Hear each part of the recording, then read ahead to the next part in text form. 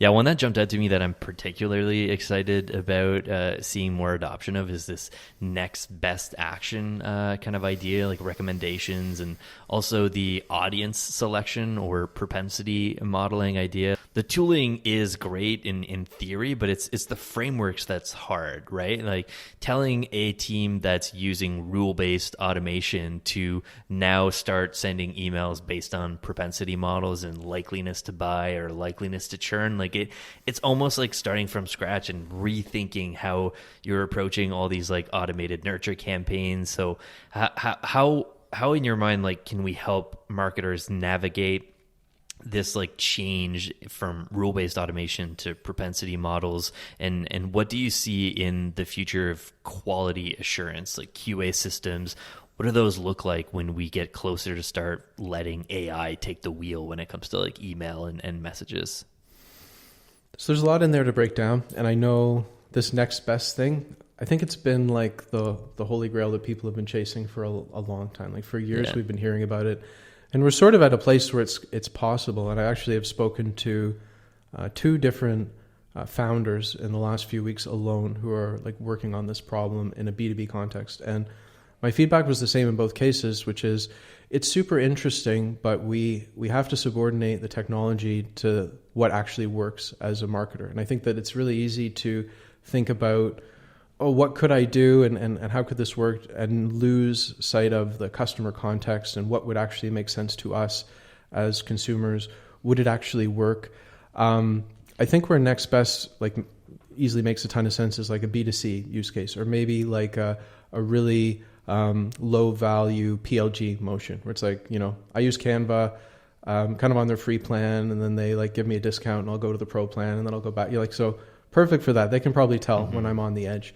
Or if I'm going to buy a pair of socks, you know, they're going to discount ladder me. And we've talked a bit about that in an earlier discussion, Phil. But when we think about like a $50,000, I don't know, ABM platform, or if I think about the product that I'm working on day to day, which is a learning management system, it's complicated. People have existing platforms. They're in contracts. There's decision committees. There's multiple people. So it's not like we can just, send Susie in HR an email and it's going to tip her over the line and, you know, she's going to sign the DocuSign today.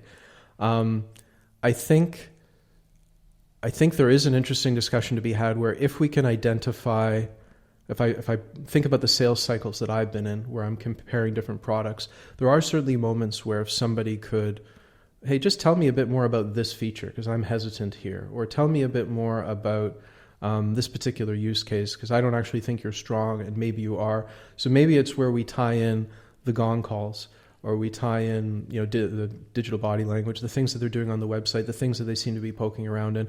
But I think it has to get really good at that. If it's just like, we detect that like this ebook seems to work well, you know, across 10,000 people, I don't know if it's actually going to hit.